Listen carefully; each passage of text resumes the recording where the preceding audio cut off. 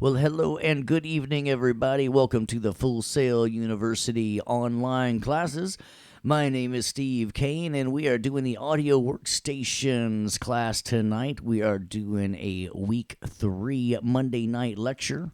It is Monday, August 14th, 2017. It's a little after 7 o'clock. And it's not raining so much as it has been all summer long. We're kind of getting out of that daily rain, so that's kind of good, but it is still hot and muggy, y'all. I got a great studio audience here. Adam stopped by. Cody is here. Jerry is down with us. John is sitting over there. Joy is right over here. And Marvin's over there. Nick's over here. Terrell is over there. And Terrence is over there. Everybody's got a little seat. It's kind of special. We're all in our little virtual classroom. It's fun to see everybody in the house. I hope you had a great week. Well, as always, it's a Monday night, and you know what that means? It's a remix time. I should have popped on my delay, but I don't want to tease y'all too much with that because I know how y'all get, and we should save it especially for the zeros or not accepted, you know what I'm saying? So I was about to whip that delay out, but I figured I'd wait. Well, I hope everybody's remix is coming along, and remember, as you log on, you're going to find it under the course resources and the remix guidelines there. When you pop that up, you've got a lovely PDF that looks a little something like this. And so as you've gone over this, I want to make sure that we like we said, every week you're going to start using some tracks that you found on Indaba. You're going to strip them all out, and you're going to start building them up, and you will not be using any other virtual instruments other than the ones that were provided with you on that launch box package. Now, where's my Pro Tools window? Come on, Pro Tools, where are you? What happened to my Pro Tools window? Would you look at that? See, it's telling me it's there, but look, it's not changing. So look at this. I might have to do a little force quitty poo. Yeah, look at that. So one of the things, let's talk about troubleshooting, guys. Remember, you know me, I like to explain things as we go. If I have trouble with a program, I usually go up into the Apple menu. I go to my force quit, and it will tell you if it's behaving or not. And check it out, Pro Tools is not responding. So I will force quit it.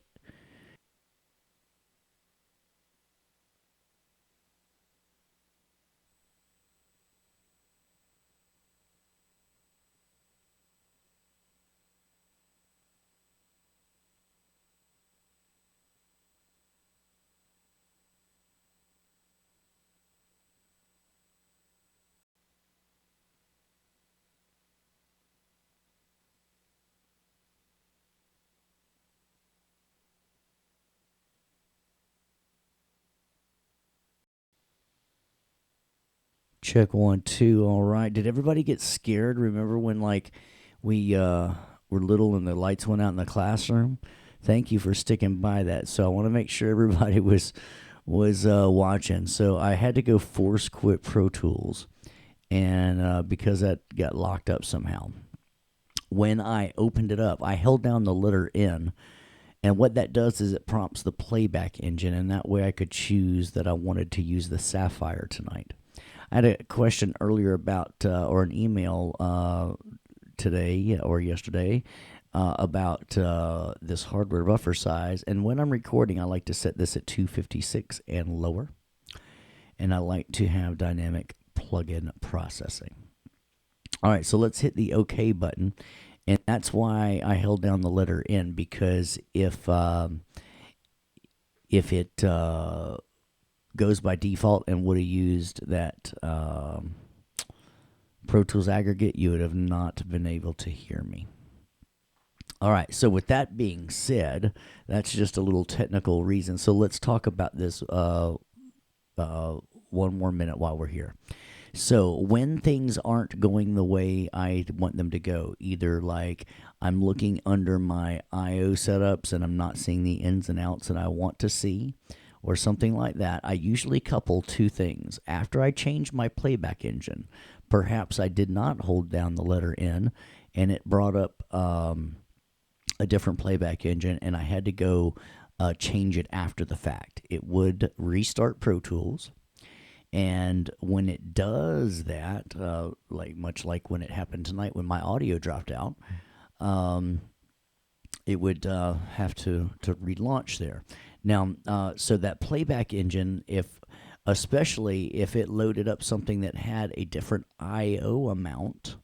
Does everybody know what I mean by I/O, ins and outs? Let's say in my Pro Tools aggregate, I only had the built-in mic and the built-in output, so I had 2 ins and 2 outs.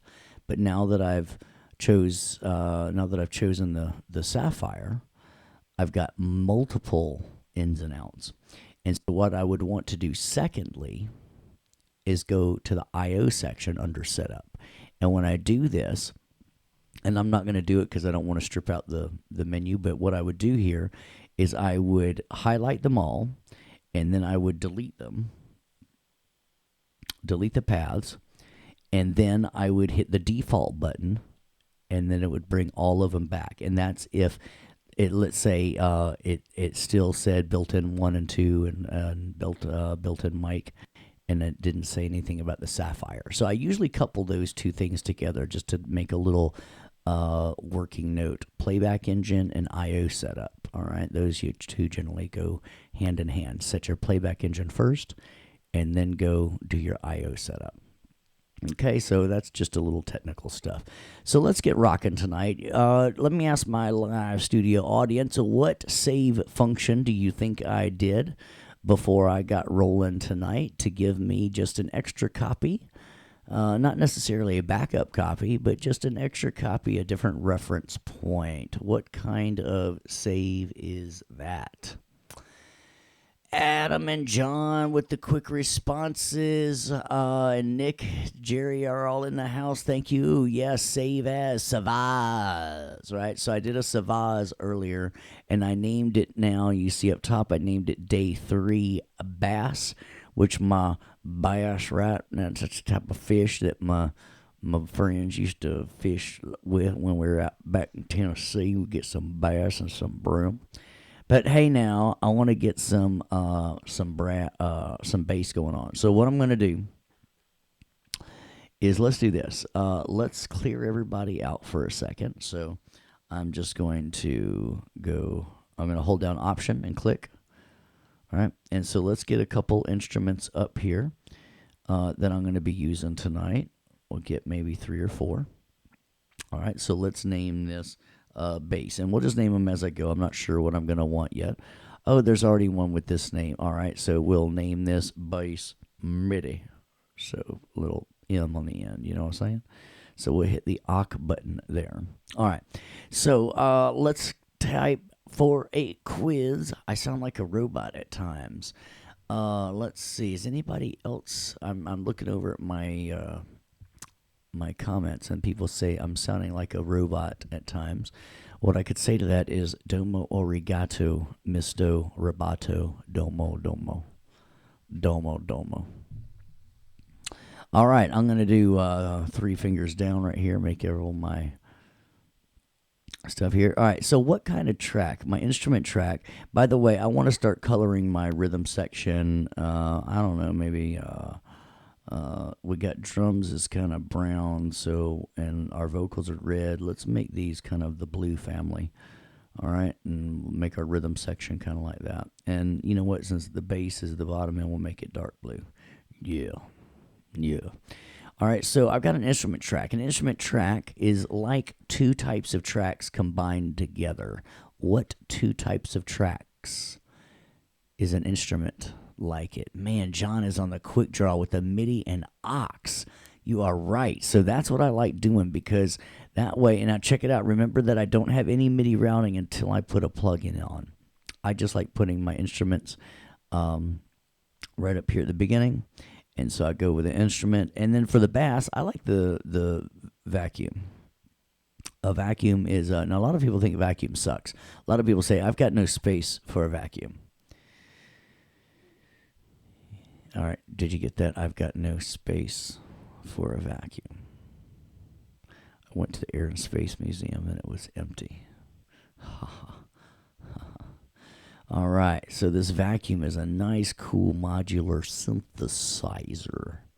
And check it out, I got some pretty cool basses over here. I like the simple bass or the mini Moog bass is very nice, very nice, very nice. Let's do a mini Moog for right now. And we can always change it later. That's the beauty of MIDI, right? We're just laying down some notes, Nami. All right, so I don't necessarily need to see the lead vocals, but I kind of want to.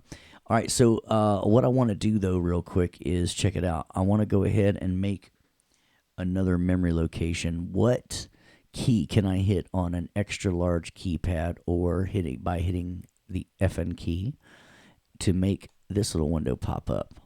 I'll give you a hint. You can enter them whenever you like. Hey, who's in the house of the right answers? Very nice. Jerry is on a quick draw there. And then, no, wait a minute. I'm seeing, John was there. I'm seeing all the things are going. Yeah, on the 10 keypad. Yep, enter on that. Or you can hit the FN button, right? You can hit the FN button, that function button in that very lower left-hand corner and hit return. So let's call this bed. What I mean by bed tracks are like the bass, the rhythm bed. Is everybody cool with that? So I'll just call that, or just so nobody gets confused, we'll call it rhythm. I just hate spelling rhythm. It's like, where's the R? Where's the Y go? All right. Now remember, when I'm doing it to do my tracks, I don't care about the top stuff, right? I hit none, right? I only leave that when I'm marking up the song with the verse and the chorus and stuff. Remember that? To make these like all tracks and vox and drums. So we're going to make this number 93. And we're going to call that the rhythm bed. I don't care about any of that, but I do care about what tracks are showing and hiding and how big they are. All right, hit awk. Boom. All right, so now we got our rhythm bed. Any questions about that and why I like that? Because see, now look, all tracks, just my vocals, just my drums, my rhythm bed. Everybody cool? You cool like that? I'm cool like that. I'm cool like that. I'm cool like that. Yeah. So, I bought some shoes from a drug dealer once, but I don't know what he laced them with, but I was tripping all day.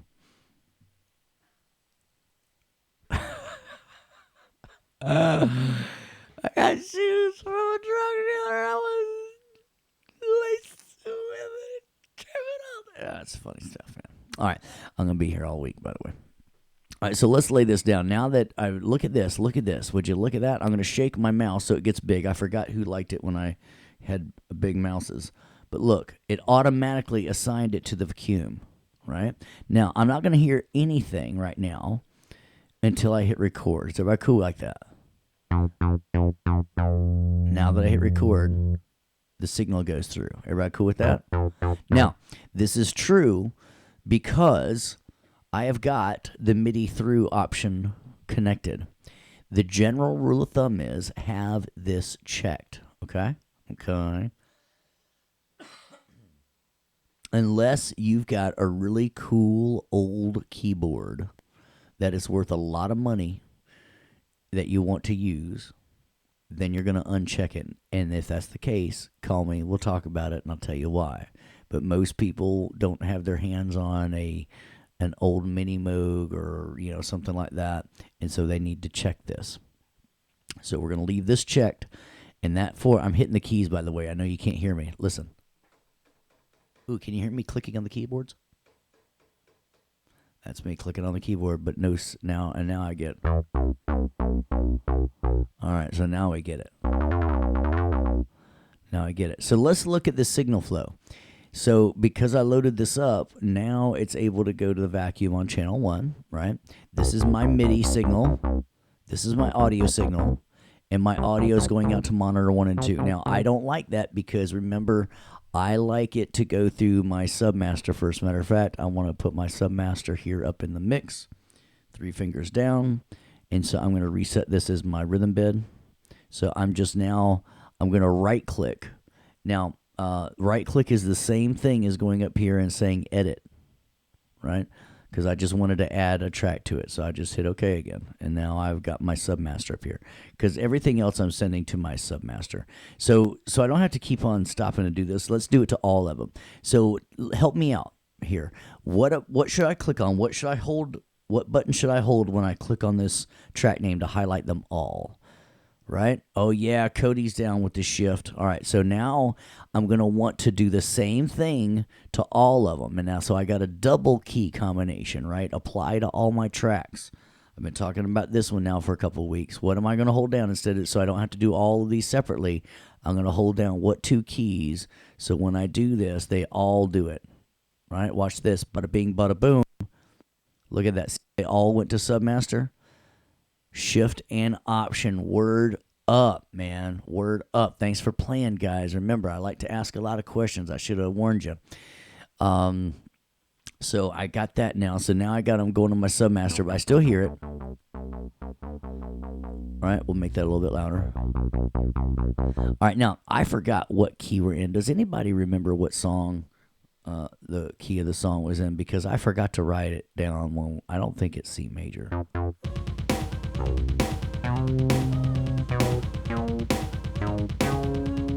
I think it's a C sharp. Somebody's saying it's C sharp.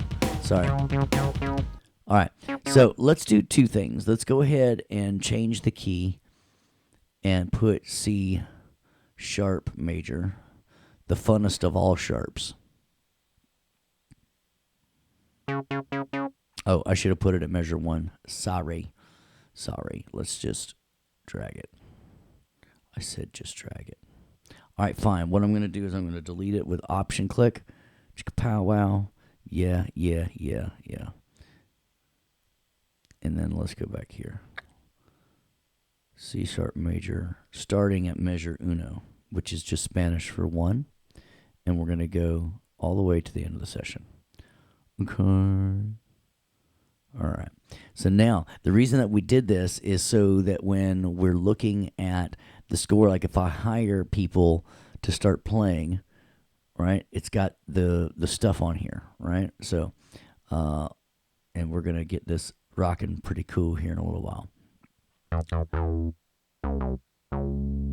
All right. So let's see what this sounds like here.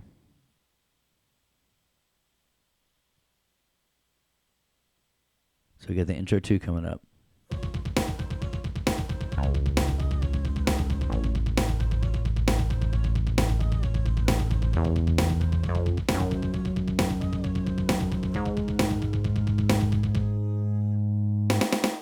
I woke up from a bad dream.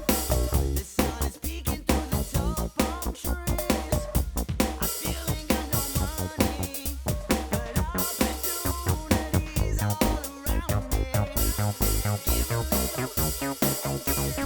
All right, I think I got an idea what I'm going to do. I'm going to do, for my music theory guys, I'm just going to do a simple 1, 6, 4, 5. All right, so just going to get a couple ideas out. So let's talk about, we've already talked about some record modes earlier when I was doing my drums, but let's talk about, I'm going to just try to get some ideas out. So remember, I like these memory locations because I can easily say go to the verse, and then I can hold down shift, intro to verse. So I got this on a loop. Now check it out. If I go to loop record now, right, or actually, let's do a loop record, all right? So what I'm going to do is I'm going to right click on this and do loop, right? Or you could have hit under options. Now, here's a couple reasons why I use loop record. This is the first one. I've got a couple ideas that I want to work out. I'm not quite sure, but I want to capture them all, but I don't want it to just keep on going. I want to make sure that I got everything that I'm thinking about for this intro.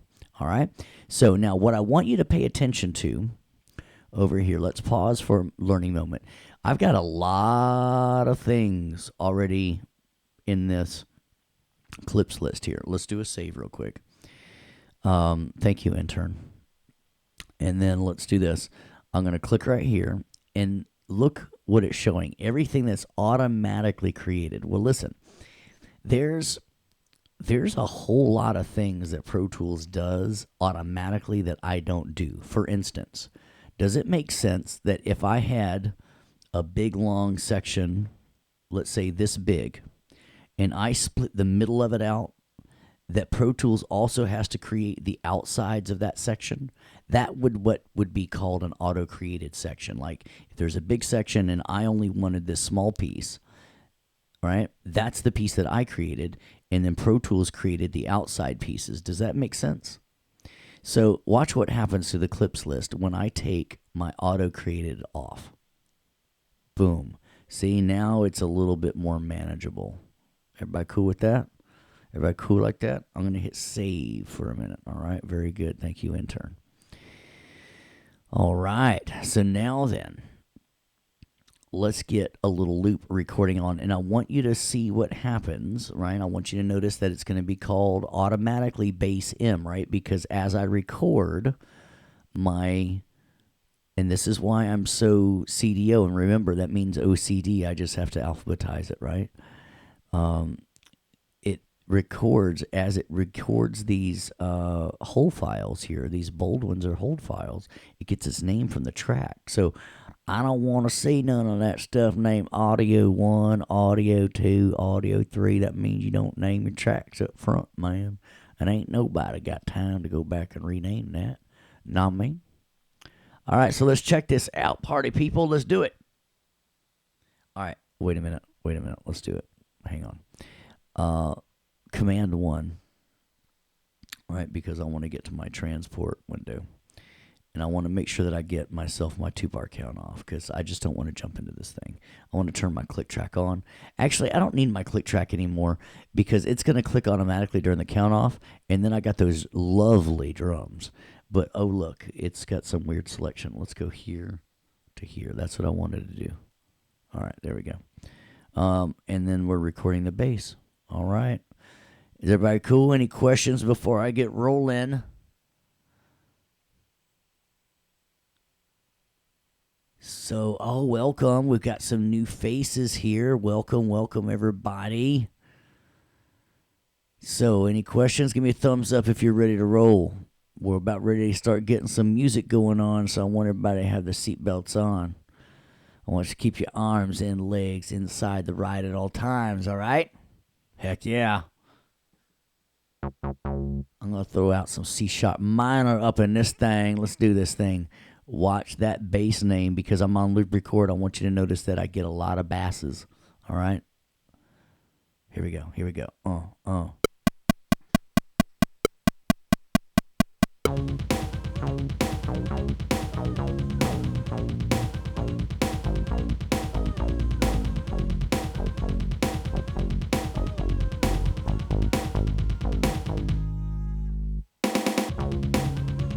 Since Joy says there's a lot going on, we'll make whole notes now.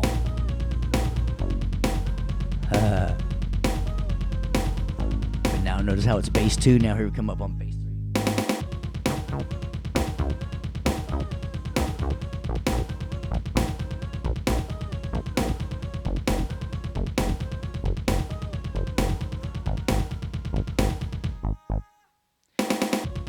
Look what happens now. I'm not going to play it all right? So notice it's on bass 4.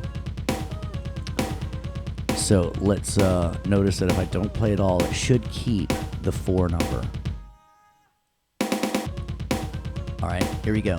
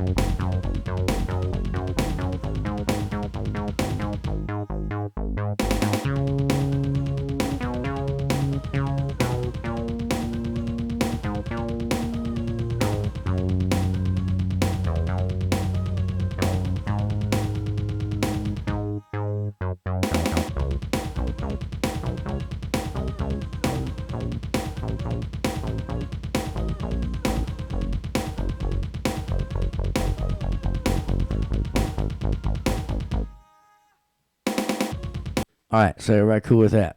So see, got all my new ones, and then what I like about that is I can say, you know what, I was kind of let's with the energy of the kick drum. I think it was number 6 that was going real kind of cool. So I just popped number 6 out, and as long as I'm in grid mode, right, and check it out, because I'm not editing right now, I'm just popping stuff up. Let's just put it on a bar so it makes it easy to stick it in the right place.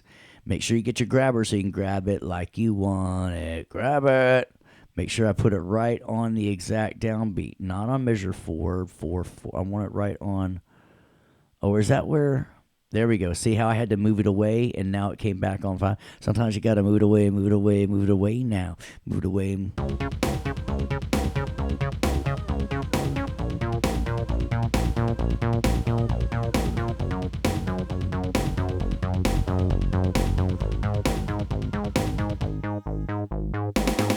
All right, let's edit that. All right, so to edit, how many clicks I gotta do to open up my MIDI editor? What's I gotta do? I double clicky on that thing, double clicky. So I heard a couple little things that I did not like. One of them was an offbeat bass. Let's fix that one first. It was somewhere right around here. Was it right here? Yep. So, yeah, look at that. Would you look at that? That one's right.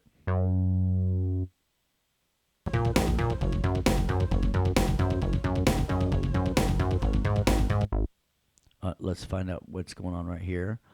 And then and so I want everything after there. Save. See if that worked.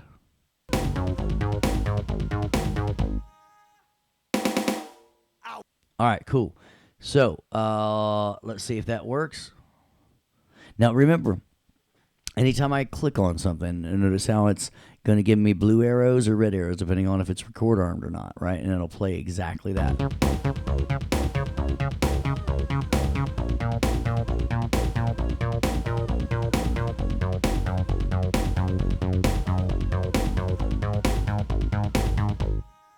All right, so let's work on this a little bit. Let's do a couple seconds of editing. All right, so first off, any questions? We're doing good? What kind of questions do I have? I see some new faces in here. Good. Hey, if you were to see like an Apple store get robbed, would you be like an eyewitness? Get an eyewitness because Apple Store. Alrighty, man, they're just all ROLFing. If you're listening to the archive, yeah, they're just like, wow, this guy's so darn funny. Oh my gosh, I cannot believe how cool this teacher is. Oh, he said like eyewitness. Yeah. All right. So anyway, all right. So let's go edit this MIDI track first of all. First off, check it out. I can check really quick to see if it was input quantized simply by looking at my MIDI event list, because if I've got all cool numbers like zeros and 480s, I know that some gun was input quantized. So I'm not going to worry with that, but what I do want to check it out under event, right? Event operations.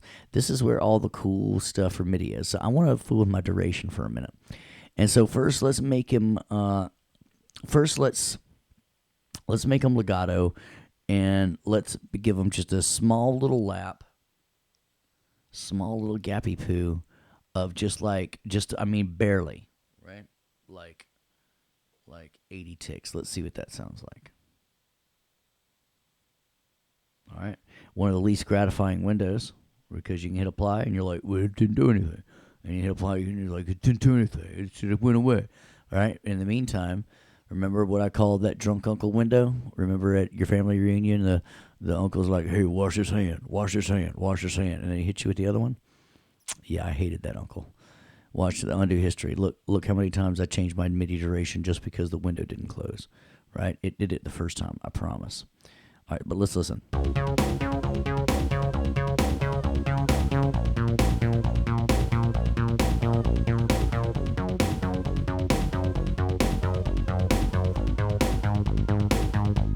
Ah, you like that? You like that? Nice, smooth out my choppy fingers. All right. So now what I might want to do too is so it doesn't sound quite so robotic is randomize it just a wee bit. And then we'll randomize. Oh yeah, a minimum. Oh, that'll be fun. that'll be good. So limit the range. Let's see what they are right now. Check it out. So we're not going to get all silly, right? Let's go about this intelligent lightly. All right, check it out. It says right here my duration is about 400 ticks, right? See that? My length information. That's the duration. Duration is your length. All right, so check it out. Since they're around 400, we could say make a minimum of like 380 and then a maximum of 415. Somebody was like, do it. All right, click it on these, hit apply, and now let's see what it sounds like.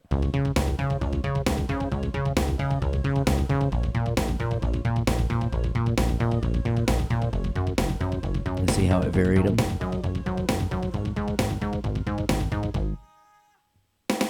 So there's ways that you can use the MIDI editing to kind of help smooth your performance out and such. Any questions? We doing good? That was my duration. Now, hey, I'm gonna show you something cool. Y'all look closely. Oh, thank you, my intern. Somebody told me to command that. That's right. Terrell was like, command that. And then Nick was saying, save it, Cody, save it. I got so many interns. We'll have an intern party. We're gonna just bring all kinds of stuff. We bring our beats. All right, check it out. I'm gonna show you something. Lean in closely. Notice that all of these are under the quantizzle.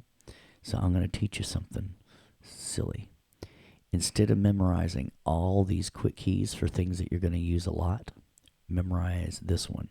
Because you have the option to quantize things, and when you do, you're gonna option to put it on tick 0, right?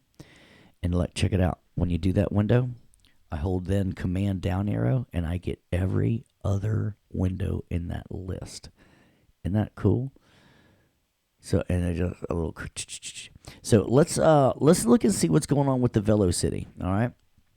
Now I've got the Velocity. Then I'm looking down here, and now listen. Let's see what they've done with the velocity. Let's listen for a second, because there's something called velocity switching, meaning depending on the velocity, they've switched some aspect of the sound. I was really hoping. There we go. So listen.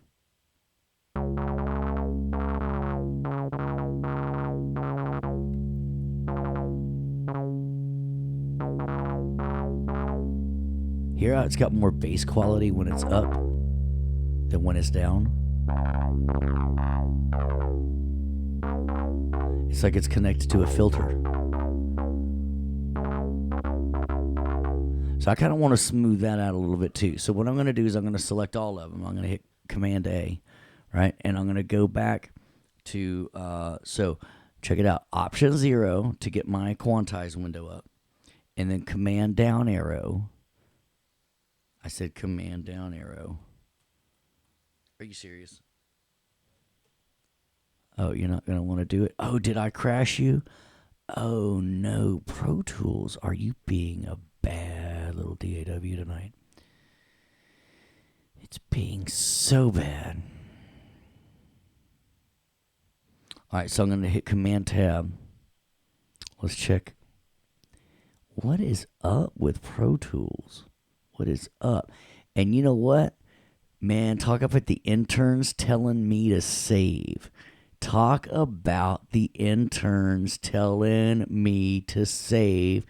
You saved the day, interns. Now check it out. Let's prove this real quick. All right, let's go to the Finder. Get a new little Finder window. All right, first off, I'm just going to force quit Pro Tools real quick. Force quit Pro Tools. Let's just get you out. I'm not sure what's going on. Force quit.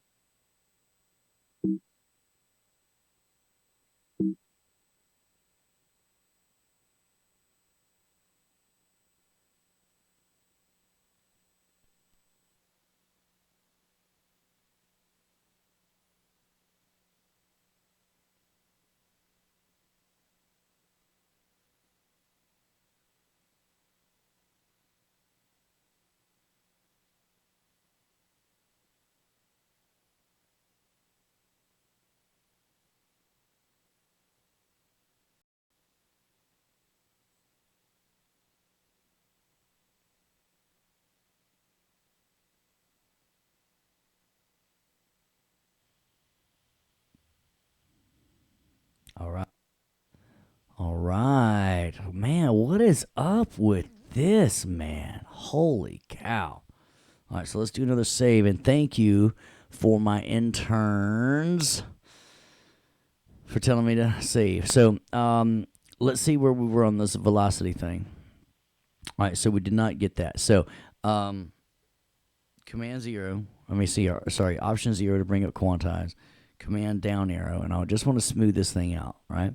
So what we can do is we can set them all to like 100, and then I'll do the same thing. I'm going to randomize it a little bit, and I'm going to make sure it just kind of falls around 100. All right, so now it kind of smooths out the sound a little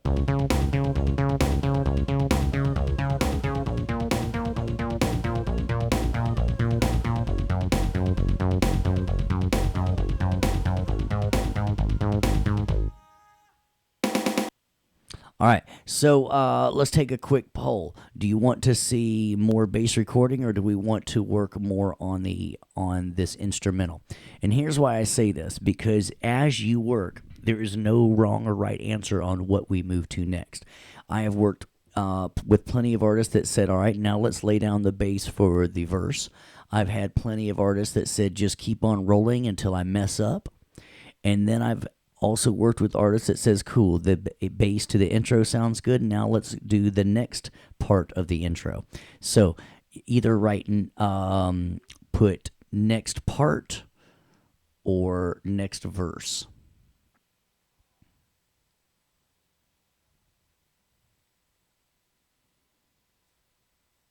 All right, our next part is coming across. We got another one that says another verse. Can I talk about an auto punch? Well, I'll tell you what. I'll do it since we had one of each.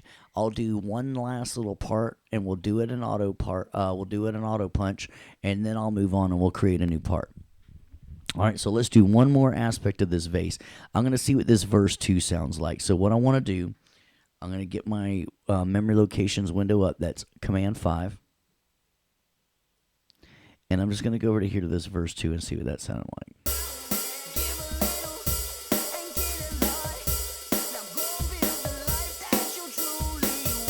Actually, no, I think this pre-chorus is what I want.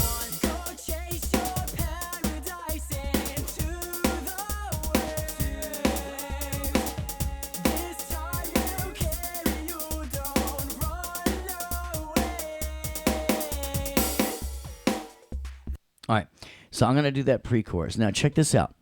When I shift-click to make this chorus, see how it automatically plays what I select when I do that? By the way, I'm going to turn this button off. It's ticking me off because it's inserting after it follows back, and I don't want it to. I want it to just do what it's doing, right? So get this selection. And I want a pre-chorus, didn't I? See how it's leaving the selection after I turn that tick me off button? That's usually when people are like, all right, so now, because it automatically plays when I make a selection, does everybody agree with that? If I record, it will auto punch that section. See how it starts turning red now? And now when I hit this and we go into record, I'm going to auto punch. Now, even though I'm in loop, and actually I took it out of loop record, so I'm just in regular record mode. See, I right-clacked. I'm in normal record mode. So it's going to automatically punch. And that means I don't have to worry about going in or out. It's going to do it for me. All I got to do is start it. I got a 2-bar count off, and let's do it. I'm not sure what it's going to sound like, but let's try it.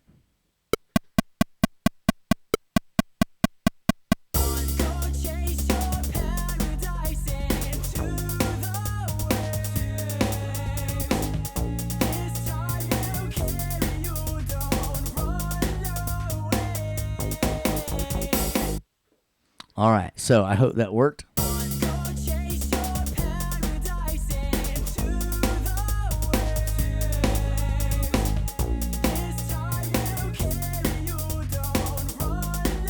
And so I did an auto punch. See how it stops automatically because I made a selection? That is untrue if I don't make a selection. If I just put this here and hit record, because there's no selection, it'll just record and record and record and record. And some people like to do that. As a matter of fact, let's do another save. Thank you, guys. And let's look at our rubric. And we've got our bass recorded live or a synth. So we did a synth that can be recorded using MIDI through a virtual instrument. If I compose the bass part via MIDI and I choose to print, I am going to choose to print my bass because I don't want it to clog up my processors. So let's do that real quick and hide those, and then we will make a little pad and lead line. All right. So to do this, even if, or once I've got everything, or even if I don't, what I'll probably do just in my own workflow is I'll rename this track bass comp, and then as I'm done, because remember, a consolidate will make a new thing. So I'm gonna shift click and shift click, or actually I did a double click and then I held down shift. So I did a double click to select that clip, and then I held down shift and double click to get that one. All right, everybody cool? Now what I'm going to do is I'm going to right click. Actually, let's play with an effect real quick that I've got, and we'll go ahead and just tweak the sound a little bit more, that I want to put on just kind of an EQ. And let's just play with this just for a second. You know what? No, I don't want to get ahead of myself. Let's not do that. Let's not get ahead of ourselves. Let's just commit it. So right click, commit.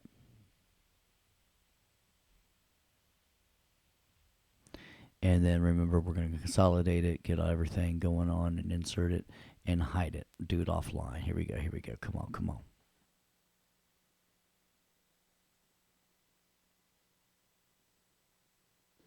Now, at this point, because I've changed that, I'm going to reset my rhythm bed. I'm going to hit OK. And now what I'm going to do, I'm going to just do a little housekeeping at first. I'm going to hit save. I'm going to go to all tracks. And now I'm going to add that bass comp. 3-finger down. And now I'm going to right click to make my edit. And now we've got that good. So let's go back to our rhythm bed. All right. So now let's get a pad. All right. So pad, let's hit save.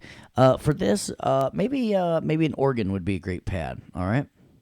So let's get this. DB33 is a flippin' phenomenal thing. And thank you. Very good. Thank you.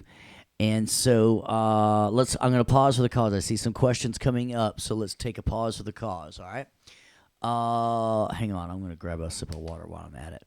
I've got Cody asking, commit converts the MIDI into audio. Exactly right. Exactly right. And you see over here that because of my choices and because I remember in my rubric I'm telling you to leave the MIDI track, it left it there and hit it automatically and then popped it up right behind it.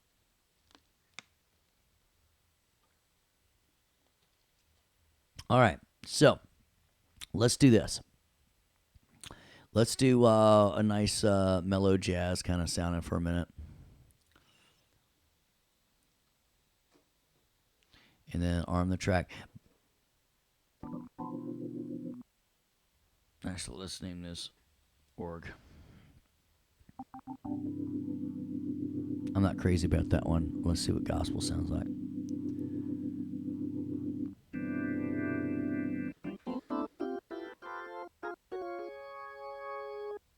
There we go.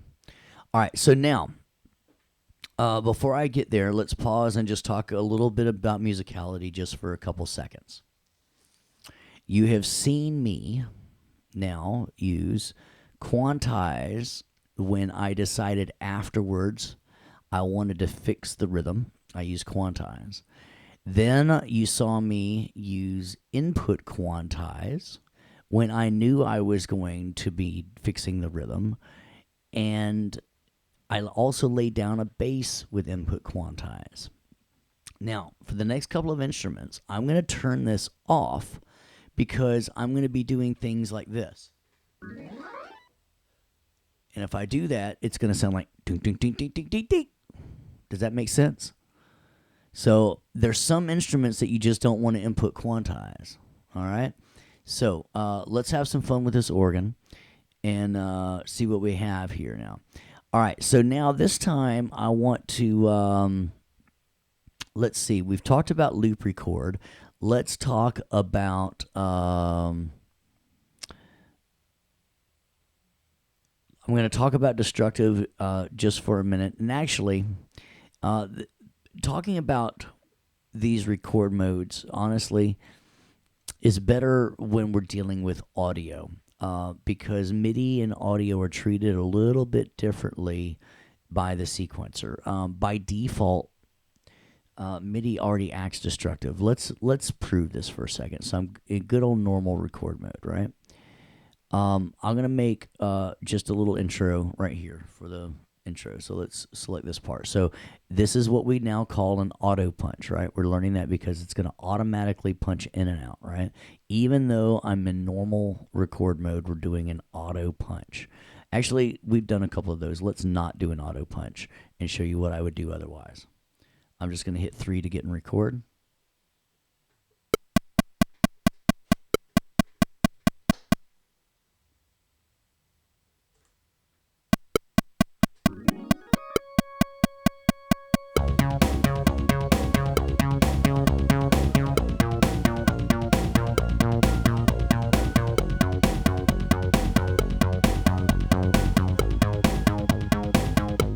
And if I stop recording, it just keeps on going, right?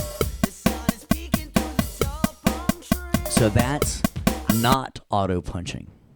All right. All right. Now, to show you that this is destructive, see that this is called Orgo 1. I don't like it. I want to get rid of it. So I'm going to leave it there and I'm going to destroy it by recording over it. And it's still going to have the name Organ 1. Now, I got to be careful because I need to make sure that it's not going to merge anything on top. So I'm going to turn this button off for this example because I don't want to merge anything on to this organ. I want to destroy it and show you that it's doing it. So I'm going to turn my click track on as well because that's why I got to that note too quickly, because this thing starts right at measure 5. I don't want to do that slide too early. I want it to go 3, 4, boom. I want to do it at measure 4, beat 3. So here we go. Destructo MIDI. Wait a minute. I better go back from the beginning. Here we go.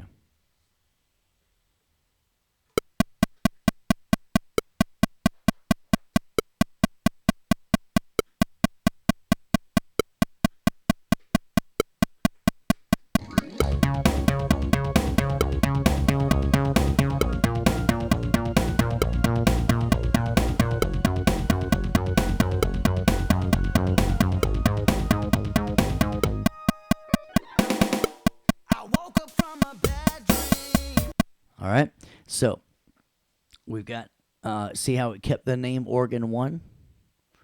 All right, let's listen. Without the click. I hit the number 7, by the way.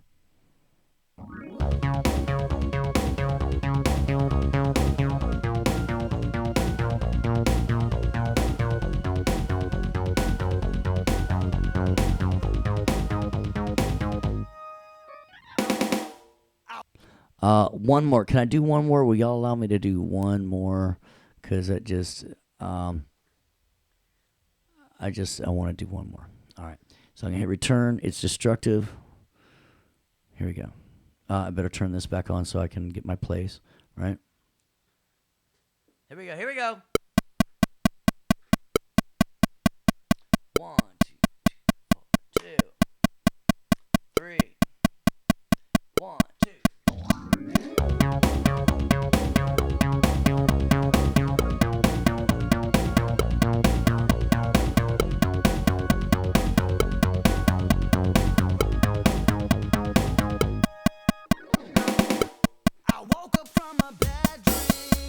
All right, I'm down with that.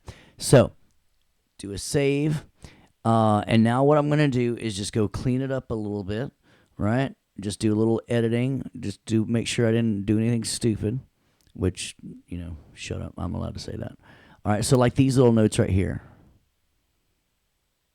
All right, that's what I'm talking about.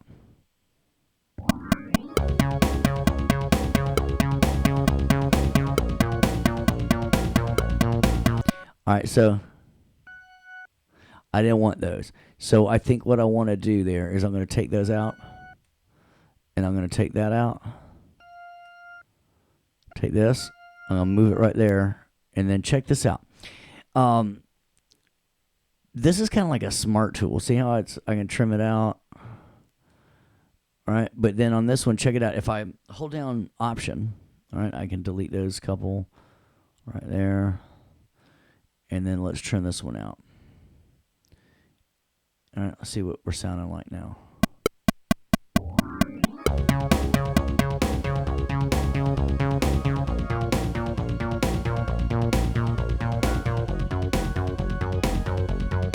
I don't want to go above it. So let's Option click to delete that. Let's Option click to delete that. Let's just... so see how the pencil tool is kind of like a smart tool. Depending on where I am, it changes what it's doing. So I can just drag that out. Probably want to drag this one out too, thicken it up a little bit. Let's see. Let's get this out of the way. Yeah, let's see what it's sounding like.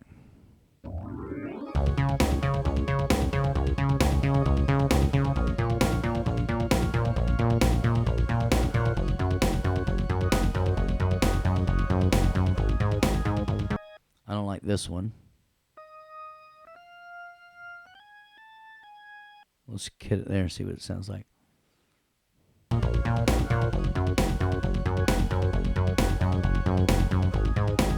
Yeah, I like it better there. I think, matter of fact, we'll get rid of that one and drag that one out, and kind of creates the tension there. That little blip we don't need. Come on. All right.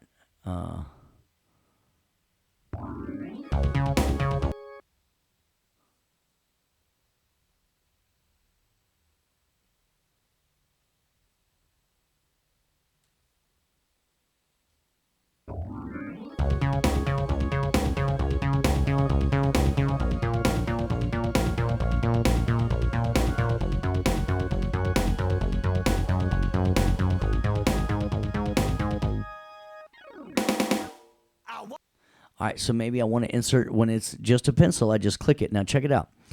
This is kind of a neat, because see, even though we're in grid mode here, and even though I've got a grid set up to a bar, I can change what different modes I'm in here, and I can set up different values here, right? So on this one, we'll just click in I usually pick whatever I'm doing most. So like an eighth note right here, and I want to, instead of just doing a pop, pop, pop, pop, pop,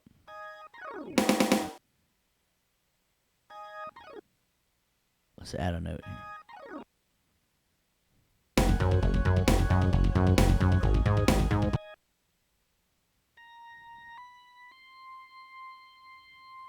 So I'm going to move it there, and I just clicked it.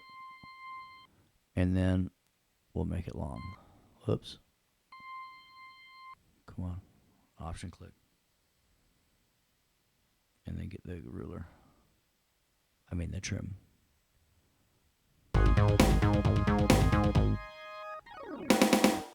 All right.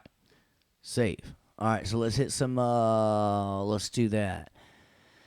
All right, pencil tool. All right, so yeah, you see that I was using the pencil tool. Right, when I opened up the window, right, I got the same tools, just a different style of an editing window. Everything, right, same tool. I got my modes, right.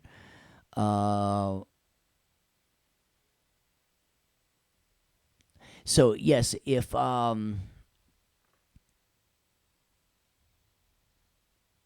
I've got some troubleshooting going on. Is somebody having problems with their stuff? So let's hit pause for a second. I'm gonna hit save. So if you are working, one of the things that I remember that we do is we check our free MIDI setup, right? Or sorry, free MIDI, our audio MIDI setup. Free MIDI is what they called it like 20 years ago. Sorry. And you make sure that your keyboard is set up and your interface. So my keyboard right now is my UMX 610. And then my interface that I'm using is my Pro 40, and then the interface that I'm transmitting through is the audio box. So if you're not seeing your keyboard pop up here, that's letting you know you got a USB cable problem. All right. So now let's go ahead and have some fun with this B3. All right. So let me tell you what was going on here on this thing.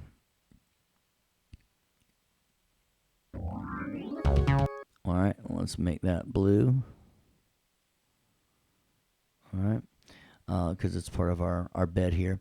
When I was a teenager, I literally grew up on a farm. We had many horses, so as you can imagine, one of my first jobs, as soon as I could lift it, was cleaning the stalls, and that was a crappy job. Let me just say that. Bada bing. So as soon as I could get paid for playing keyboard, I did, and the easiest way in the Tennessee, outside of Memphis, they call that the Bible Belt, is to play at a church. So I played in an Episcopalian church, played organ, and I'm talking about like both hands on the organ, both feet doing the bass notes and everything. And they played all right. I mean, they played all right. But the craziest thing about Episcopalian music is there was no time signature. So like sometimes there was 10 beats in a measure, and sometimes there was 3, and sometimes there was 8, and sometimes there was 5, and I mean it was just crazy. And it just wasn't fun to play, honestly. As a teenager, I was more into the rock sound. So I found another, looking in the paper, I found another church that was playing. It was a black gospel church. And when I went in, they had a B3 organ with a Leslie cabinet. And when I started to play and I put both hands on my organ, they said, "What are you doing?" I said, "I'm about to play organ." He says, "Well, how are you going to fool with the Leslie cabinet?" And I said, "What do you mean?" And he says, "Watch this." So I was like, cool. That's how they do that. So this is let's talk about our new merge, our new mode, a different mode, right? And I'll leave it in normal mode, but check it out. In our transport control, remember that MIDI merge button? All right, well, check this bad boy out. This thing is awesome. All right, so I get my DB33 up here. Well, one of the things I like is a Leslie cabinet. So what I'm going to do, because they're already pre-assigned. So instead of messing everything up, I just got a habit of I right-click on it and I tell it to forget what it knows. And then I right-click again, I tell it to learn this one. So now I'm going to lean over and I'm going to twist one of the knobs on my keyboard.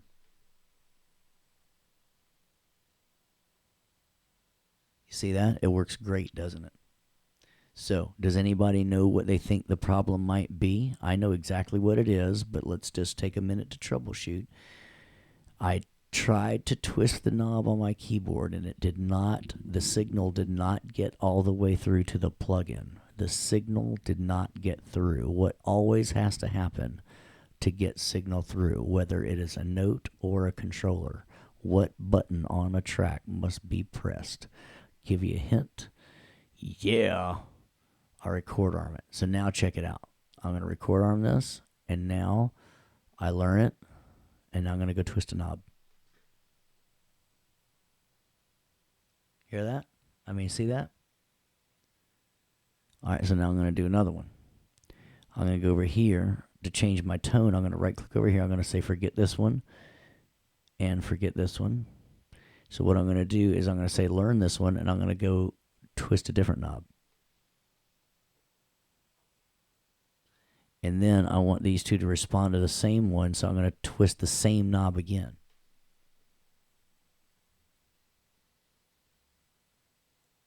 Wordy to the birdie. Everybody cool with that? So now I've got some Leslie cabinet control. And I've got some tone control. And now let's listen to this B3 organ. Now check it out. Remember, MIDI is destructive, right? I said right. Okay, there we go. Somebody gave me a thumbs up. MIDI is destructive, right? But check it out. MIDI merge. Or as my French friends say, MIDI le merge. My French friend came over one time. I took him to the zoo. It only had one dog. He said, "It's a shih tzu." I said, "You're right. It's a shih tzu. That dog. It's a Shih Tzu. Thank you, ladies and gentlemen. I'll be here all week. Let's get this organ thing rolling down here, downtown. Look, I want you to notice that it's not going to change organ one. Here we go. Here we go. Even though, here we go, here we go, here we go.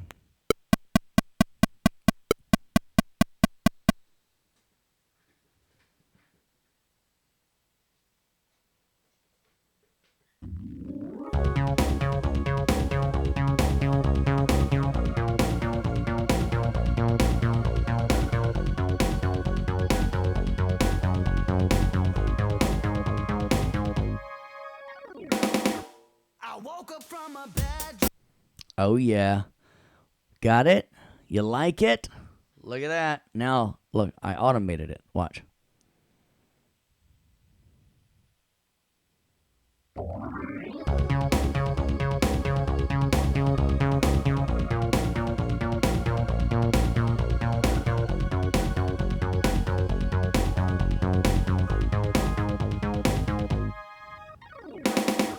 I woke up from a bad Ha!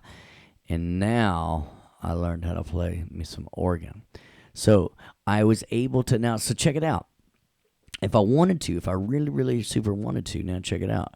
Because I did that, no, most of the time when people look at the controllers are like, look, dude, Pro Tools sucks. It doesn't even have volume or pan. I'm like, well, dude, it's because it's so common. They put MIDI volume and pan over here.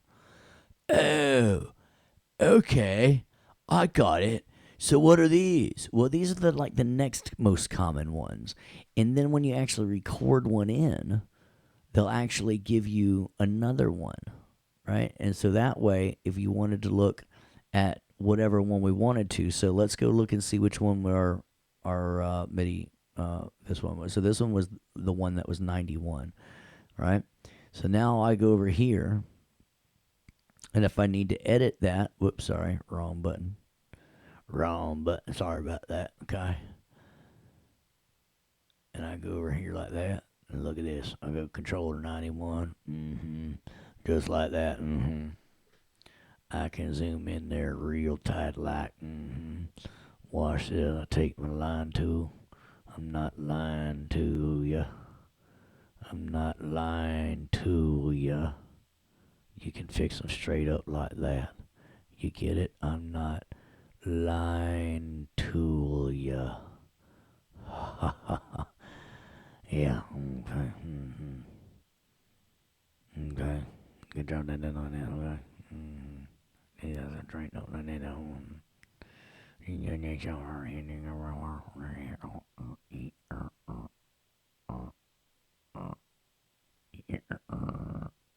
Cool.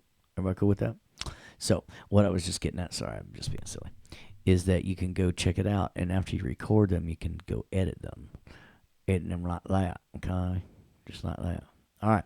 So now we got an organ. Let's put down. Now, an organ was kind of like a lead, but that pad, because I did. Well, no, we did. It was still paddy kind of stuff. Paddy. Let's add a lead.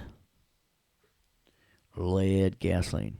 Y'all know when I started driving, they still had real lead gasoline. They had lead in the gasoline. You could pick lead or unleaded. That's how old I am. All right, so check it out. I'm going to do lead. Let's do. I'm dying to play the piano. All right, let's play the piano. Play the piano. It's a little mini grand.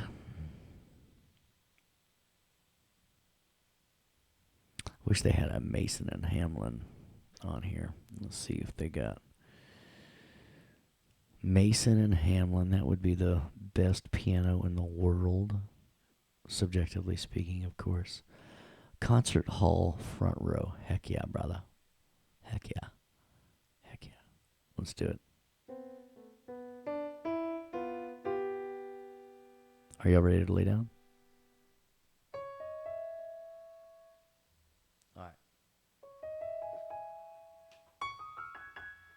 All right, let's get pretty. Here we go.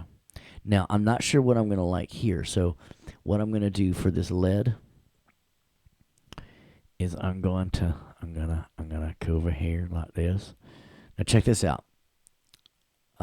Where's my darn mouse? Check this out. Look, wiggle over here. Look at my memory locations window. Come on, mouse, get big. All right, so here's what I'm going to do. the quick key, I'm going to hit point to point, and then I'm going to hold down shift and hold 0.3 point to automatically select that for my lead. All right. Thank you for letting me save. I love my interns. I'm going to buy donuts for next lecture, y'all.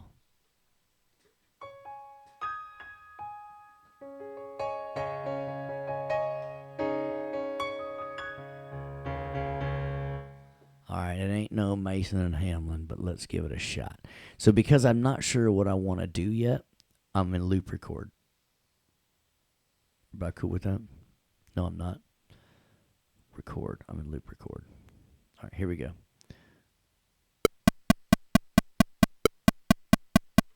All right, hang on.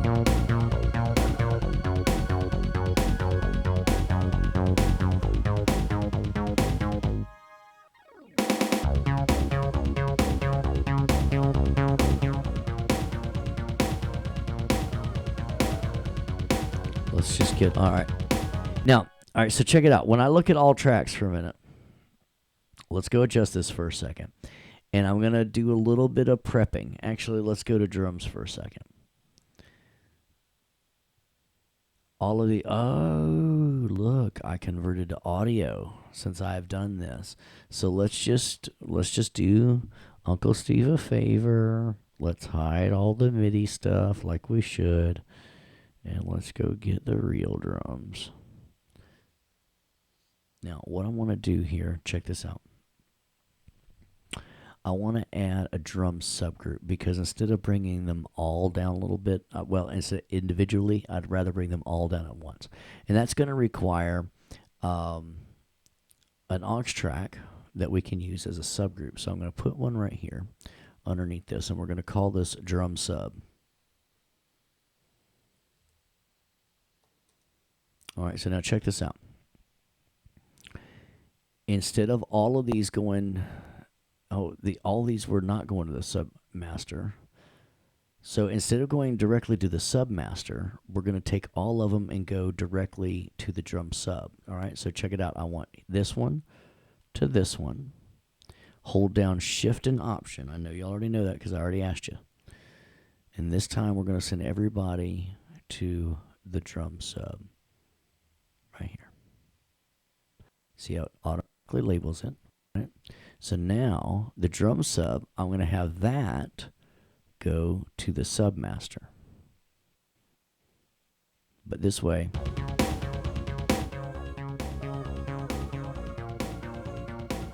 that snare, okay. That snare is just loud anyway.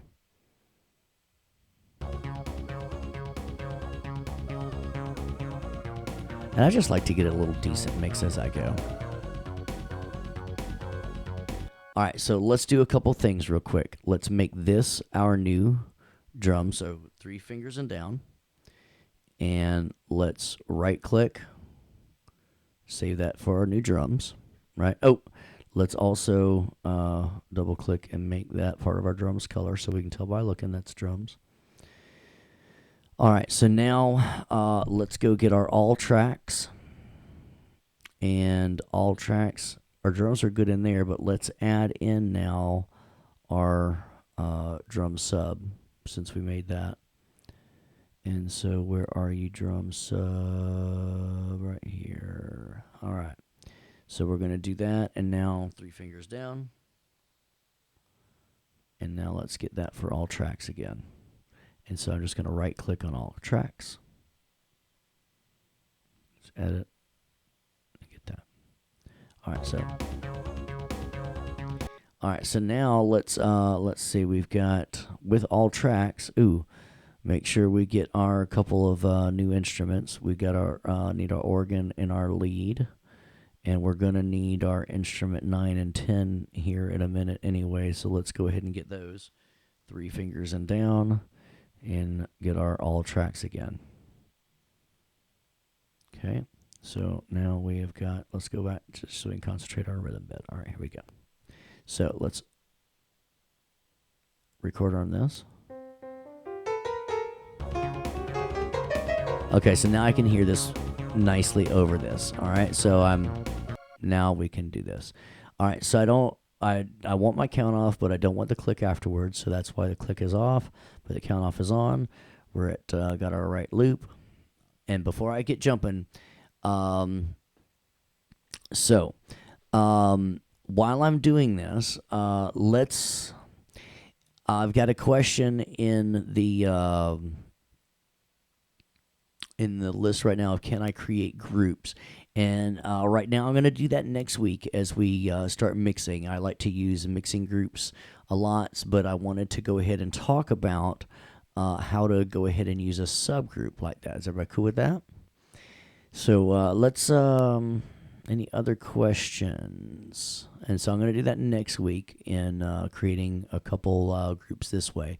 This was more of a way to route things.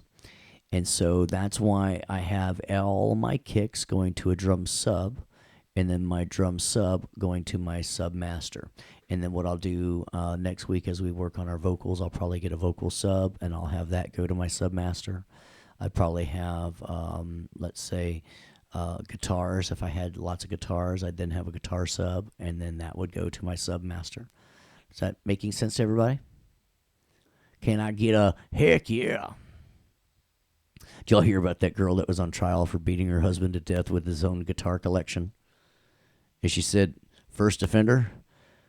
And she said, no, first Gibson, then offender.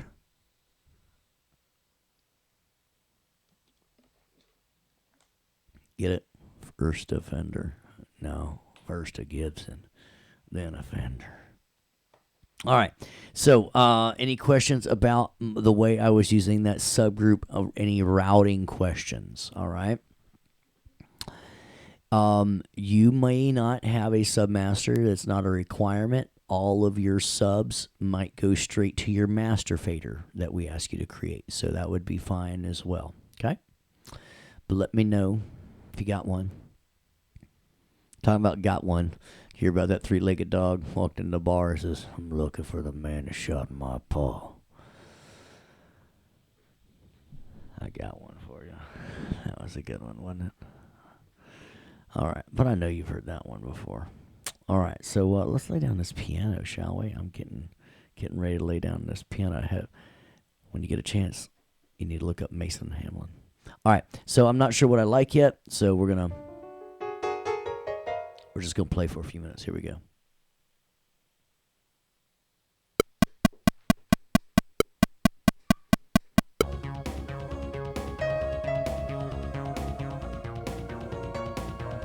I forgot it was major.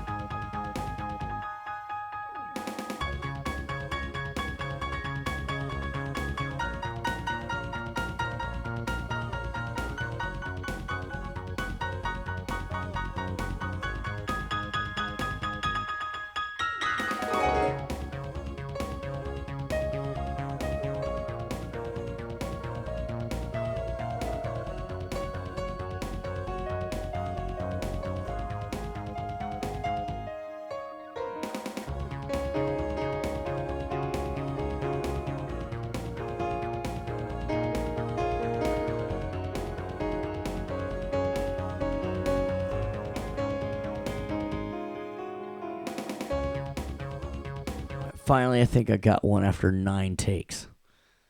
All right. But you know what? I kind of like some of that Jerry Lee kind of stuff. So let's drag one out. Yeah, my dog is like, yeah, Jerry Lee. He's pretty cool. Now, growing up in Memphis, I used to watch Jason D. Williams all the time because I drove carriages outside the Peabody Hotel as a teenager.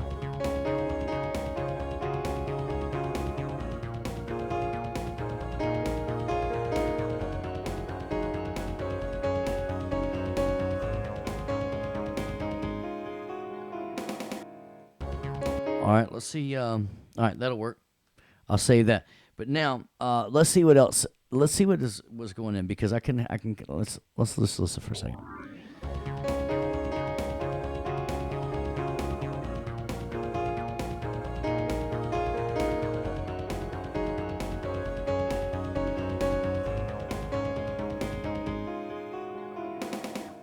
I woke up from a bad dream. So, welcome on about it. I woke up from a bad dream. So let's try placing this at 14 and see if it works. So I'm just gonna hit C, and then we're gonna go right here. But V1 is on 13, and it should be. I wanted to be on 14, but actually that's the pickup. So let's just go to 14. Let's go to 14, and then let's paste it there. Bad dream. The sun is peeking through the tall palm trees. I still ain't got no money, but I'll bet through that he's all around me. Give a little. I don't know that it likes it right there. Give a little. I'm not terribly upset with that. All around me. Give a little. All right, let's hit save there. All right, let's see if we got some questions going on here. When using the MIDI in the function similar to launch, some of them are note input won't yield any sounds. Okay, so remember, you have to have your tracks armed. And then if you're talking about why you're in the MIDI window, check this out. Like if I was in the MIDI window and I was playing around with the note, and I couldn't hear it, it's because of this button right up here. Look at the top. Watch my mouse. Wiggle, wiggle, wiggle, wiggle, wiggle up top. This one, right? So now look, with that off,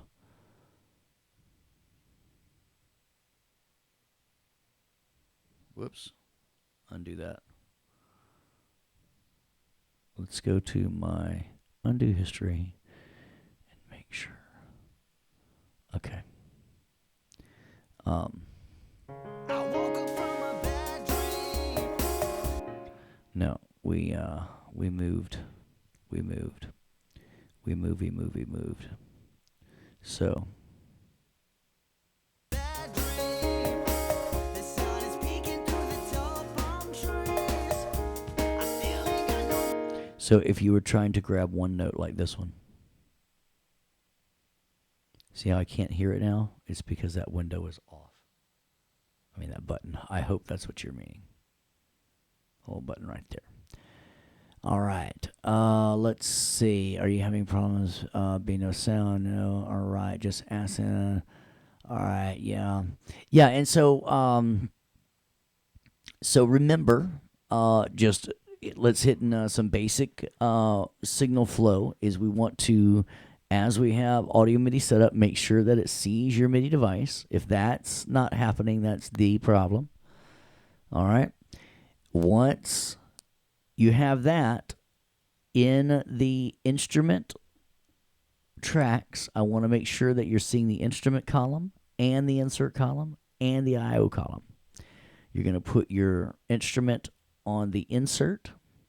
That should automatically assign your MIDI.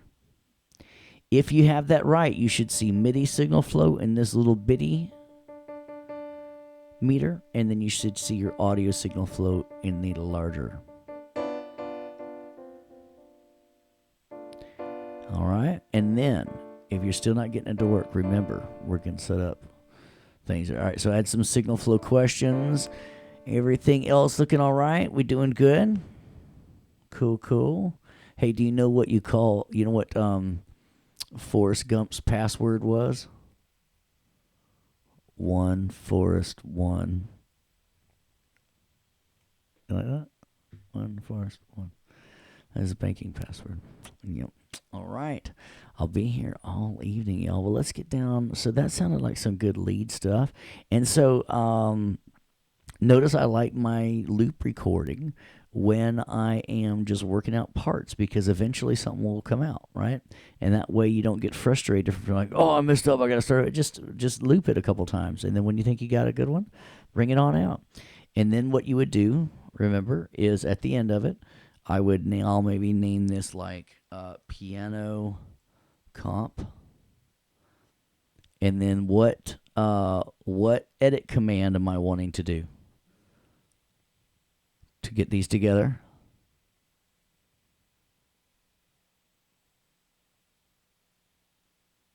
Starts with a C. Starts with a C and makes new ones. Consolidator, that's right. We go to consolidator, right? All right, so consolidate. Shift option 3. So now I got my piano comp track.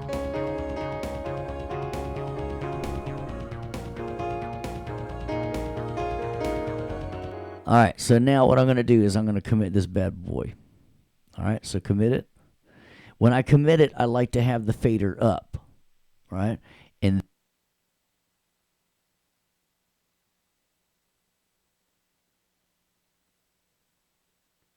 after it's audio, I can bring it down to where it's in the mix.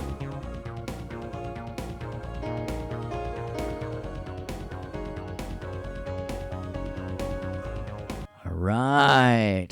Yeah, let's do a little saving, a little waving, saving our wavings. All right, so let's do another little cleanup track. So we've altered the rhythm bed now. So let's reestablish our rhythm bed. Whoop, probably 3 fingers down. And then I'll reestablish my rhythm bed. And then I'm also going to establish all tracks because now my piano comp is not in there. So we will hide that one and make this one there. 3 fingers down and all tracks. And so is everybody cool why I keep going back to this memory locations list? Because, man, you guys are going to get so tired of clicking and, doing this and doing that and changing it, right? Everybody's cool with that because now I just, I want to work here, I want to work there, right? And it's all great. Command that. All right.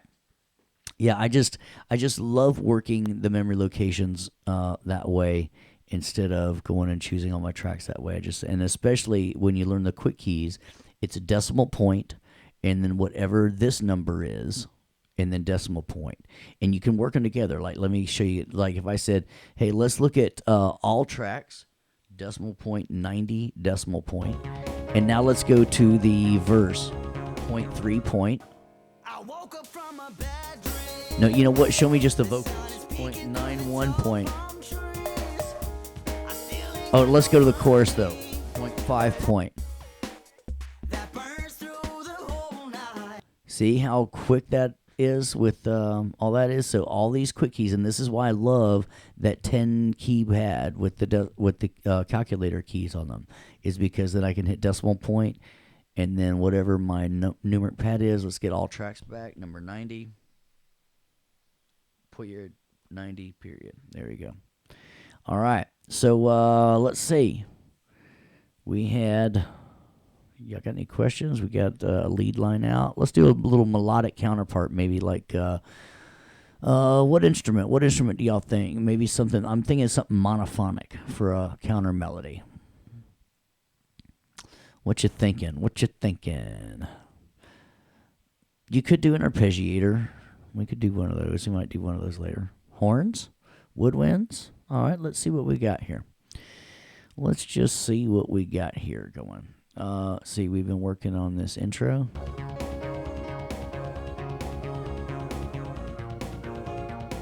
Hear how they've got those voices go bum, ba-dum, ba-dum.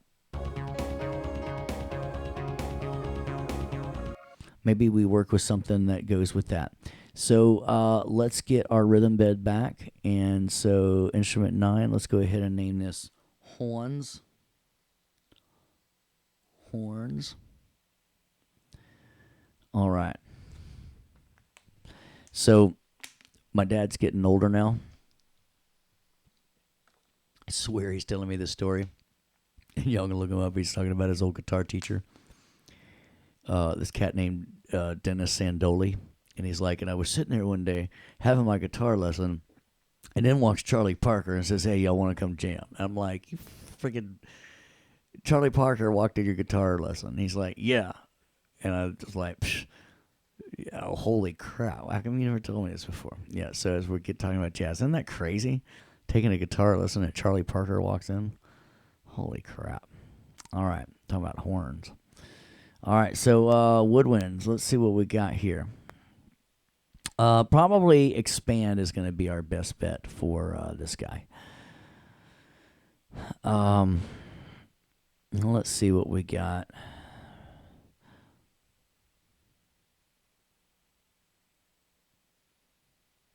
Let's see what we got.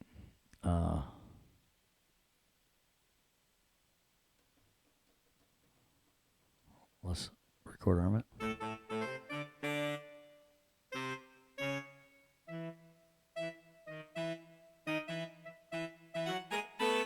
No, I was looking for more of a solo sound.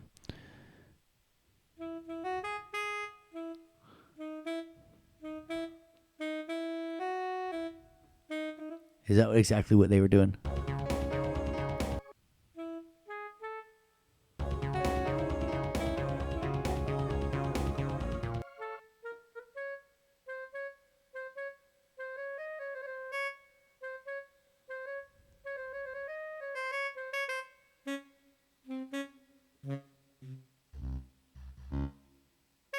You hear the breath when it's down there.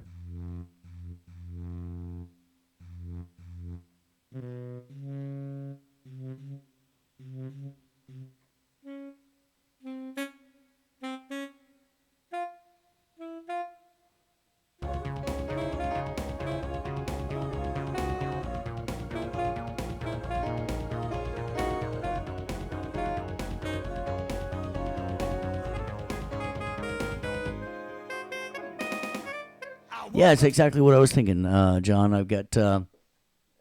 I figured out that this one was a boot.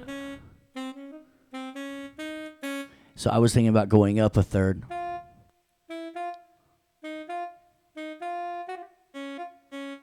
And then.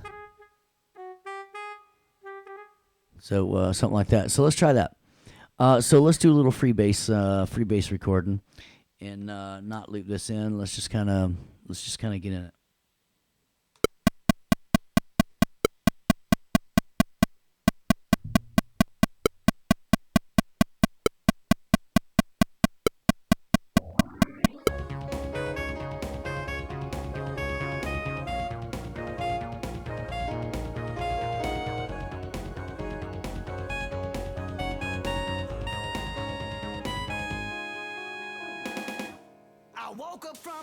All right, let's see.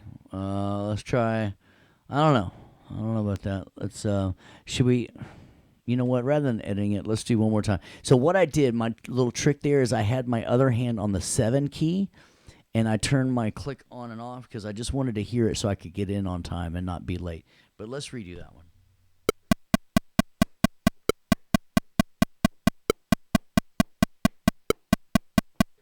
Wait a minute. Almost messed up. Look at this. Command 1. Look at this. Oh, okay. Wait a minute. MIDI merge. I thought MIDI merge was on. I thought I was about to layer it. All right, here we go.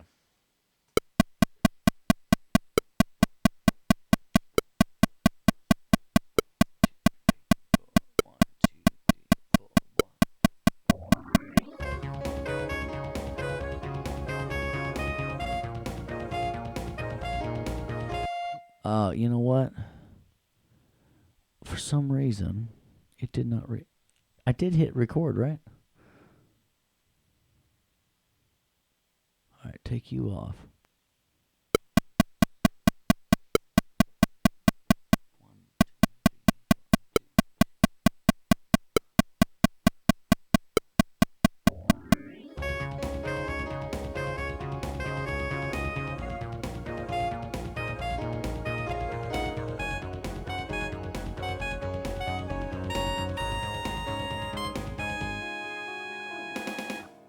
I woke up from a bad dream. The sun is peeking through the tall palm trees. I still ain't got no money, but opportunities all around me. Give a little and get a lot.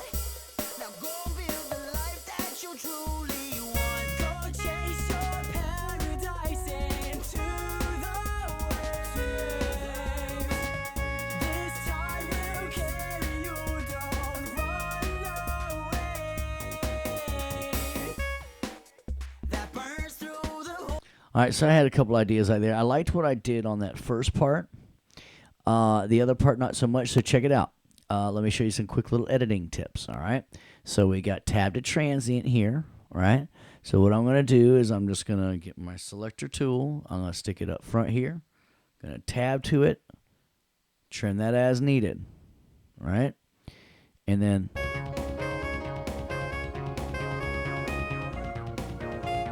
let's go through and edit that and make it perfect. So I'm going to get my grabber. I'm going to double click.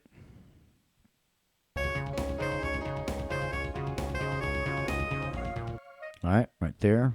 So let's get my grabber. Come on. Sorry. I grabbed the wrong grabber. I grabbed the wrong grabber. Look at this one. All right, zoom in a little bit. See that little ghost of a note there?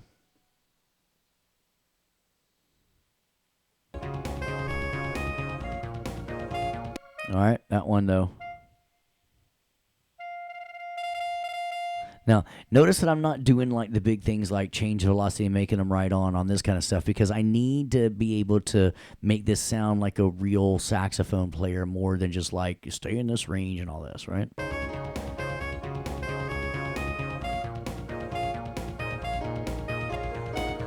And then right there.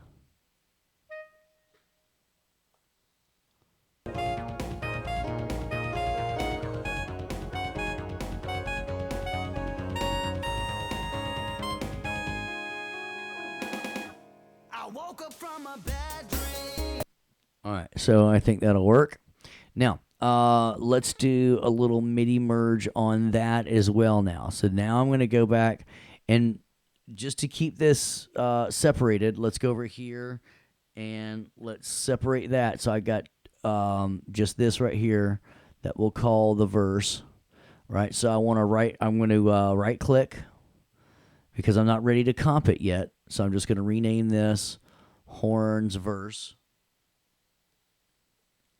Right. Once I like something, I name it because then I know I can ignore all these other ones. See how I've got so many other ones? So I look for the ones that I've named like verse or leads or comps and things like that, right? The numbers, I try not to work with that. I'm going to command that. Thank you very much.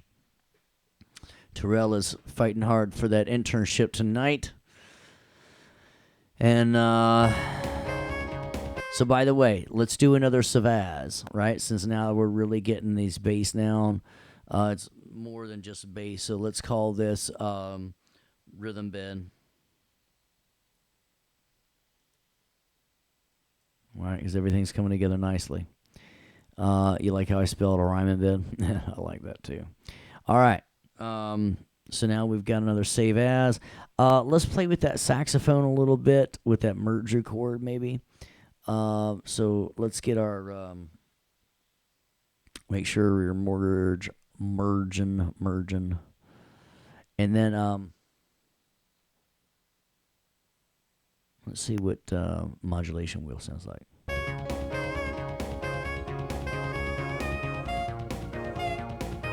All right, I can deal with that. So we'll record.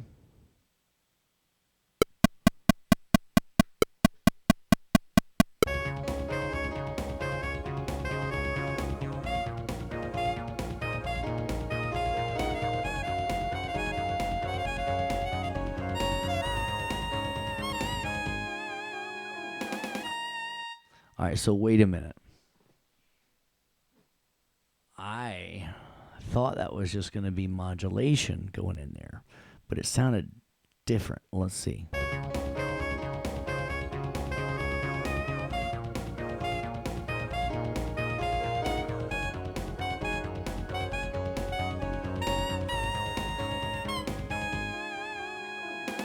All right, now that sounded a little cheesier than I wanted. So let me show you how to get rid of that. All right. So this is where this MIDI event list gets really, really, really cool. See all these mod wheels right here? So what I can do is I can go over there and I can say, let's filter out only show me mod wheel, which is controller 1.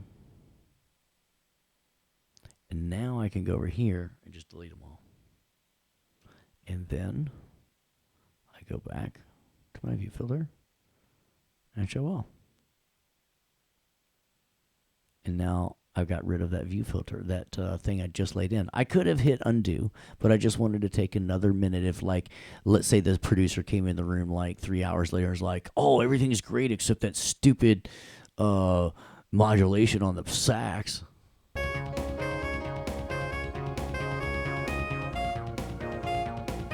Everybody cool with that?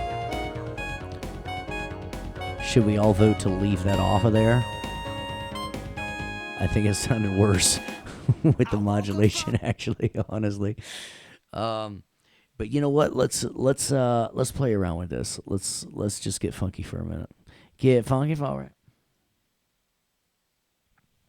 Now, before I do that, before we get funky, let's just make sure that we're not right. All right, so we did a pad, a lead line, and a melodic counterpart. All right, we're rocking for tonight. All right, secondary melodic line that complements the original. Please use a virtual instrument and consider it an arpeggiator. Again, be sure to leave the MIDI track that you've created in the session. Okay. All right, I'm going to do these vocals. We're going to start messing with those next week, on next Monday. So let's play a little bit with this thing right here. This thing. Now check it out. Because I go after the plugin, let's see what we could do. Let's see what playing this thing through a little harmonic distortion. Little harmonic distortion from a sans amp. Let's have a saxophone player mic'd up with like a nice clean sound from like a nice little clean B.B. King kind of sound.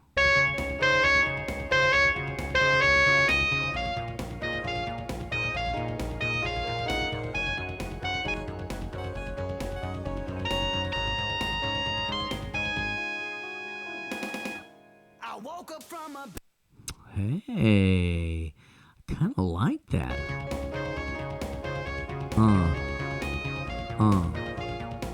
Oh yeah.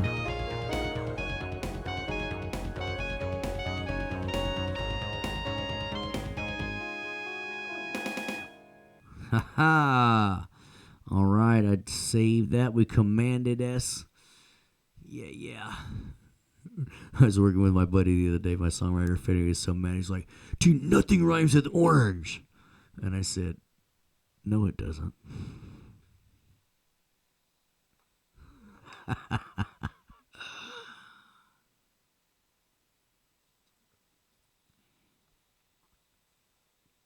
Did you hear about the termite walked in the bar and says, is the bartender here? All right. So don't be afraid to play with effects and stuff like that. Let's go with this bass. Let me show you what I would do with this bass here. All right, so now I got that sans amp. Oh, so let me show you this. So now that I like that, check it out. El commito, right? We get our commit thing, all right? We get our commit thing, and check it out. Remember the automation and the clicks, insert that after that. Look at this.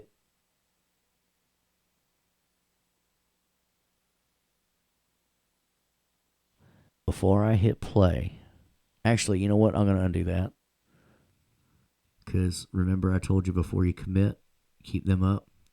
Hold down Option, click that right there, and get it up there. All right, so now I'm going to go and commit that again. I'm going to say I sometimes got a fear of committing.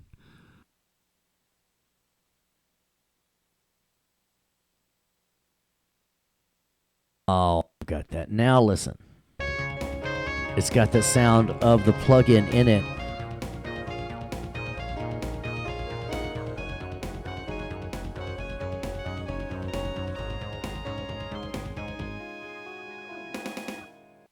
Cool? Are we grooving it? Are we digging it? Any questions from my cool crowd over here?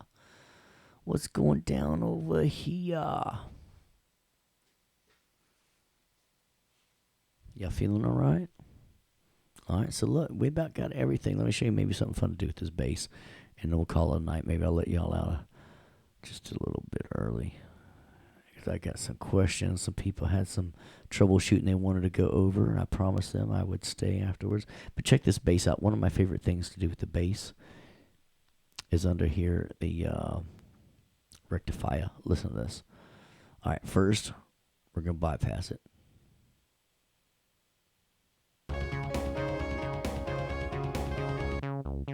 Check, check, all right? Now listen.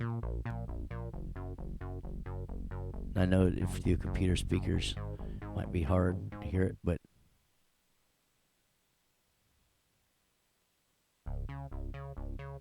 yeah.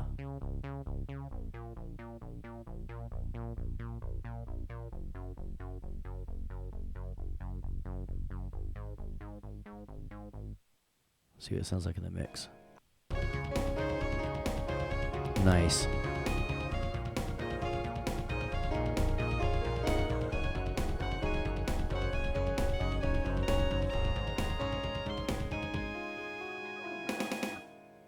Wow, man, George Michael would love that sax sound, wouldn't he? All right, so I think, folks, you've got a great idea of what we were talking about, of a pad with like organs or some kind of sustaining kind of notes, lead lines with some moving stuff, and then like a melodic counterpart. Now listen, let me just look everybody in the eye here. Look at me in the eye. Are you looking? You're looking? All right, listen. Yours doesn't have to be, because some people are like, dude, I can't play piano like you do, or like, dude, I can't do whatever. I don't care. We're not grading you on the musicality of your remix, all right? But I want to make sure that you're not just doing like, sorry, I'm just banging on my keyboard. I wish the piano was there. So I want it to at least be in tune. I want it to at least be in the correct key. Is everybody cool with that? Right? I don't care if you play in eighth notes and quarter notes and that's it. I'm fine with that, right? I know that not everybody is a music major here. Some of them are recording arts majors, and some of you are show pro maybe. And that's all fine and well and good. But what I want to make sure is that everybody understands that we at least want it to sound okay and that it's in the proper key, all right? Now, with that being said, if you've got any other things, next week we're going to work on effects routing and such. Now, one of your snapshots this week says take a snapshot of your effects in session, and you're going to say like, Steve didn't show us the effects, so, I don't know if I can do that. But what I'm telling you is on Thursday night on our Pro Tools 3 assignment, I'm going to show you how to do effects. And I'm going to expect you to start getting an early jump on it on Friday or Saturday and at least show me a little effects. The effects also could be just right where I've been doing it, as you've been seeing, putting a little Sans amp on that horn, putting a little rectifier on that bass, and that kind of stuff when you're looking at the record milestone for this week. All right, so don't freak out when you're like, Steve didn't do the effects for the session, because what we were doing tonight was the bass and then the pads and the lead and the melodic counterpart. All right, now with that being said, next week's gonna be fun. We're gonna do a lot of mixing kind of stuff and that kind of thing, and I'm gonna cover this too on Thursday night's lecture on the Pro Tools 3. We're going to cover more mixing and routing kind of ideas. And remember, I'm expecting everybody to apply all that kind of stuff into your remix. I don't want you to guess like, well, how come he never taught us to do this, right? What you learn from one project, I expect you to blend into the other projects as well. So with that being said, I'm going to ask for a final round of questions on the archive, and then I promised some folks I would stay after the archive and help them out. And so you can give me a thumbs up if you are good to go, or just at least hit send or question or whatever, and I will wait a minute. Other than that, everybody watching the archive, I want to make sure that you understand our expectations. I know I say this every week, but we are expecting you to watch this more than one time. If you're feeling confused and only watching it one time, you are not meeting our expectations. We are expecting you to just watch it one time, let it soak in, and then watch it a second and third time with your project open and pausing and working and learning. Okay? But it should make sense for like my live studio audience. Hopefully everything made sense tonight as I was doing it and you understood it. Give me a thumbs up if that's the case. Give me a woohoo, because I've got already a lot of thumbs up here for other questions I've answered. Give me a woohoo. Oh, and you know what? Because we're not degrading anything tonight, y'all probably missing out on some of this. So I'll say, oh, look at that. Look at that. All right. So can you give me a woohoo? There you go. I know y'all wanted to hear me say 0. So there it is for you. But on Thursday night, I'll be able to say something like not accepted and 0 when we do our Pro Tools assignments. Those are much easier to do on those. But tonight, I will say, please make sure you contact your instructors with any questions you may have. Maybe I should have said it just like, maybe please make sure you contact your instructors for any questions you may have. All right, sweet guys. Looks like I've got no questions in here. So, hey, I want to thank Adam, Daryl, Jason, Jerry, John, Jingleheimer, Schmidt, Jose, Marshall, Marvin, Nick, Ciavian, Terrell, and Terrence. Thank you guys for showing up. I hope y'all have a great week. I hope nobody rains on your parade. And I'll see you Thursday night. I'm Steve. Peace out.